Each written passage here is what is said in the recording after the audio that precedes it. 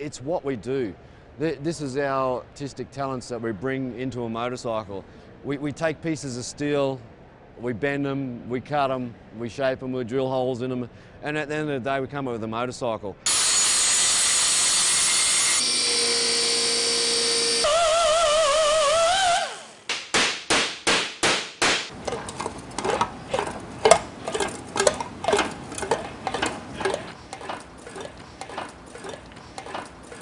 This is my first time being invited to that show, the Artistry in Iron in Vegas. And basically they saw this bike I was working on that wasn't running. And they said, you should be in our show. And I'm like, you know, it's like too many shows in one time. You know, I had one going in New York last week. I'm like, there's just too many things going on. And she's like, yeah, but there's a $10,000 prize. And I go, oh, well, I'm there. So now I'm going there with this bike that's not running, but I like to say it runs, so I'm gonna try to fire it up right now, put some fuel in it, so I don't sit there in front of a bunch of people that have bikes that don't run, because that's what you see in these shows. And that's a bad thread right there, you can hear that. Nice bike. Thanks, buddy. To design something that nobody else designs, it has to consume your head to be able to grasp what you're doing and to be able to turn something bitchin' out. Before I start a bike, I sort of have an idea in my head. I've probably got 20 bikes floating around in my head at the moment, but you start with that idea that you've had, and you think that it's going to be perfect when you've got it all played out in your head. But when you actually start manufacturing the motorcycle, there will be parts that for function or for form that don't really go together. As long as I keep in with what the basic idea I have, I change stuff as it goes. So this right here is the shop. It's just part of the shop. We have like a few different rooms. This is where all the machines are. Psst. Jesus Christ. So this is the little area where I do all my machining. I have my lathes. There's like 3 little lathes, little mini mill. I have another mill in the back room. Small and beloved shop. Can't ask for a lot of square footage for being on Melrose, and so we kind of just have to work small. All the bikes get in here at night, and in the day I have to put them underneath the tent outside so we have room to walk around. But it's very small, and that's why I feel like so attached to these bikes. It's not like a big operation here. We don't have a bunch of employees working or anything like that. Each bike is individually built with the love and care that it takes. The first year I did Artistry in Iron, I won. Then had to go back the second year and defend my title. It was the second year I won, and now here I am again, another year later.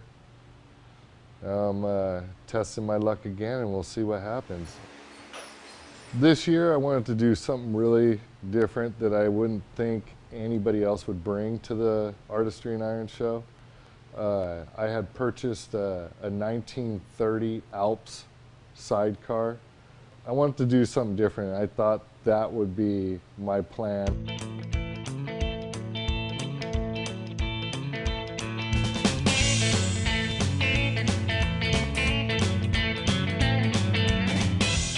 It separates the artists from the builders. There's builders who can assemble and make bikes run amazing, and then there's us who have to make all our own parts, and that's what the show is about. It's all these guys who see things in their head and actually go and do them. So we try to blend old with new, so we like new componentry and new technology as far as, you know, like the brakes and things like that, but we'll go into older styles of bike, you know, like this bike is a cafe bike. Well, that pretty much came about in the 60s, and but we wanted to have a modern version of one. This particular bike, I went back to the roots, 70s Swedish chopper, little digger. It's slammed on the ground. The bike, at the very top of the highest point of the bike, it comes right up to the pocket on my jeans. It's about 9 feet long overall. I kept the styling very clean, very skinny. Found a 70s lowrider painter in Whittier named David Anthony Garcia. I had never worked with him before. This new bike of mine, I decided I wanted to use something with big wheels. So I started off with the 26-inch wheels, as you can see here. And I just wanted to build the rest of the bike around those wheels. I like the board track style of bike. As you can see, it has a board track look to it, but at the same time I like the new componentries. I usually leave some parts in bare metal. This one I just went ahead and did the whole bike in bare metal. A lot of planishing, a lot of hammering, banging around, trying to get this bike to be smooth.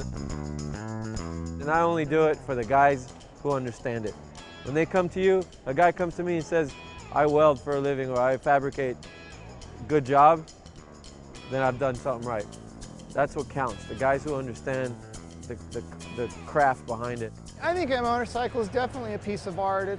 The finest things throughout history have always been created by the human hand. You can go back as far in time as you want, and the most sought after things, most valuable, are things that were created by the human hand. And these bikes are kind of a lost art in a way because we pound out all the sheet metal, the frames are made.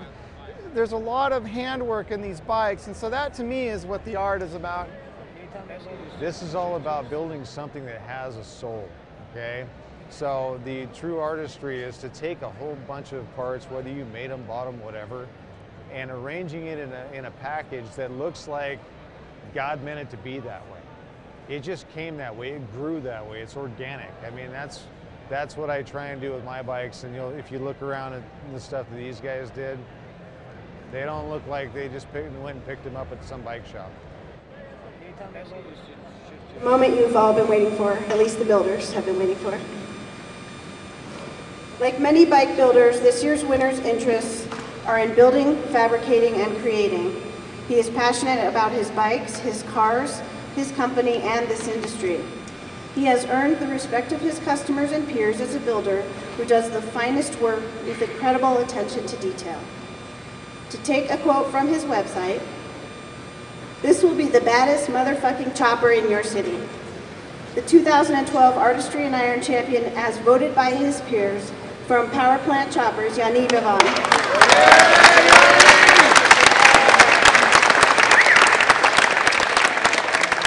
I'll tell you what unites all of us in that show is we all worked on our bikes probably like, some of them like years on one bike, and you could see it in the work.